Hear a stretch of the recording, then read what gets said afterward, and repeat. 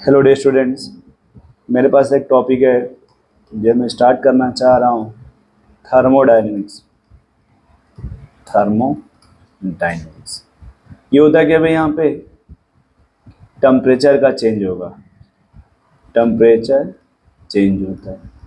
अब जो चेंज होगा टेम्परेचर का, वो या तो एनर्जी के फॉर्म में होगा या वो हीट के फॉर्म में होता है। ठीक है, जैसे मैंने कहा जंगल चाय पी लो ना, चाय क्या हो जाएगी? ठंडी हो जाएगी। वहाँ पे जो टेम्परेचर वो किस फॉर्म में चेंज हो रहा है? हीट के फॉर्म में। मैंने किसी को एक दो हाथ खींच दिया तो वहाँ टेम्परेचर वहाँ पे किस फॉर्म में चेंज होगा? एनर्जी के फॉर्म में। ये समझना होगा कि कहाँ पे टेम्परेचर हीट के फॉर्म में एक्सचेंज हो रहा है और कहाँ पे एनर्जी के फॉर्म में हो रहा है। यहाँ पे एक बात करते हैं सर, जो थर्मोडायनेमिक्स उसमें एक नाम है जिसे बोलते हैं सिस्टम। दूसरा आएगा सराउंडिंग। दूसरा आएगा सराउंडिंग और तीसरा आएगा system plus surrounding. System plus surrounding. ठीक है, और एक फोर्थ आता है इसमें बाउंड्री, जो उन दोनों को सेपरेट करता है उसे क्या कहते हैं? बाउंड्री। ठीक है, फिर एक नाम आएगा इसमें, इस तरह इनके डिस्कस करने पहले। तो सिस्टम क्या भाई? जहाँ पे इन्वेस्टिगेशन होगा, इसमें क्या होगा? Investigation area. इन्वेस्टिगेशन एरिया या फिर एक्सपेरिमेंटल एरिया। एक्सपेरिमेंटल एरिया, यहाँ बोलेंगे एक्सेप्ट इन्वेस्टिगेशन। एक्सेप्ट इन्वेस्टिगेशन, जहाँ पे इन्वेस्टिगेशन नहीं होता है उसको छोड़ करके क्या है? सराउंडिंग। ठीक है, और जो सिस्टम प्लस सराउंडिंग होता है उन दोनों को मिला के यूनिवर्स बोलते हैं। उसे क्या बोलते हैं भाई? यूनिवर्स। और जो उनको सेपरेट करता है, separate system and surrounding. System and surrounding, जो सिस्टम और सराउंडिंग को सेपरेट करता है उसे क्या कहेंगे आप? बाउंड्री। ठीक है, अब अगर मान लो छोटी सी बात कर लें बाउंड्री की, किसकी बात कर रहे भाई? बाउंड्री की। किसकी बात कर ली जाए? बाउंड्री का। अच्छा, ये उल्टा हो गया था, सॉरी। तो देखो, ये जो आप बाउंड्री किसकी बात कर रहे हो भाई? बाउंड्री ये दो प्रकार की होगी। एक एडियाबैटिक, जो अपने सिलेबस में उसी की बात कर रहे हैं, काजू किशमिश बादाम की नहीं। दूसरी डायाथर्मिक। डायाथर्मिक अगर एडियाबैटिक है, एडिया का मतलब होता है ए मीन्स नो हीट एक्सचेंज। जहाँ पे हीट का एक्सचेंज नहीं होता उसे क्या बोलते हैं? एडियाबैटिक। डायाथर्मिक मतलब क्या होता है? Heat exchange. Heat exchange. क्या एडियाबैटिक में हीट का एक्सचेंज? तो यहाँ अगर एडियाबैटिक बोलेगा जो क्यू की वैल्यू क्या हो जाएगी? जीरो। या चेंज इन एडियाबैटिक बोलेगा तो वैल्यू क्या हो जाएगी? जीरो। लेकिन यहाँ जो लिखा diathermic, Q never zero. Heat को क्यू से ही लिखते हैं। ठीक है, तो यहाँ नेवर क्यू की वैल्यू क्या हो जाएगी? Never zero.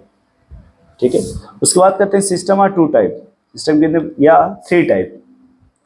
ये जो सिस्टम है ना, सिस्टम सिस्टम कितने टाइप का होता है? थ्री टाइप का। पहला है, first is the open system. First को क्या कहते हैं आप? Open system. सेकंड को बोलेंगे आप क्लोज सिस्टम। सेकंड क्या आपका? Close system. थर्ड आपको था आइसोलेटेड सिस्टम। Isolated system. ठीक है, वो सिस्टम जहां पे both mass as well as energy, mass and energy both are exchange. Both mass and energy are exchange, जहां पे दोनों एक्सचेंज होता है उसको ओपन सिस्टम कहते हैं। तो जहां पे only energy exchange, only energy exchange, not mass, not mass, mass exchange नहीं होता है।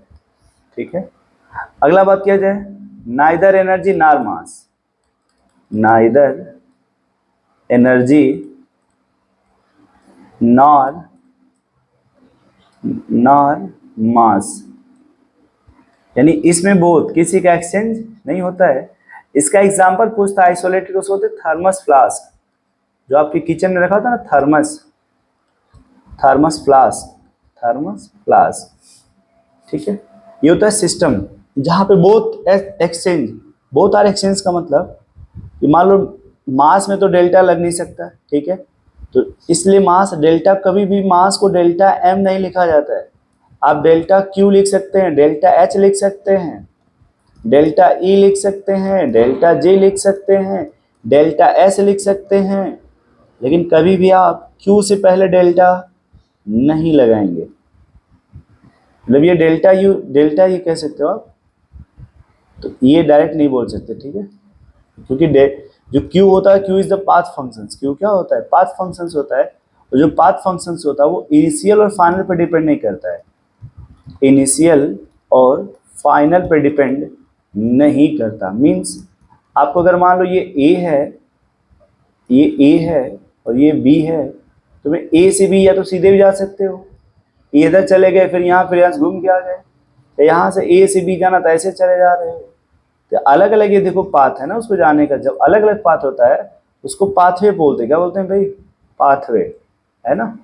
तो सिस्टम के बाद देखो यहाँ पे 3 तरह का सिस्टम हो गया। उसके बाद आएगा एक्सटेंसिव और intensive, extensive and intensive, intensive. Extensive क्या होता है भाई? जो अमाउंट पर डिपेंड करता है, जो अमाउंट पर डिपेंड करेगा।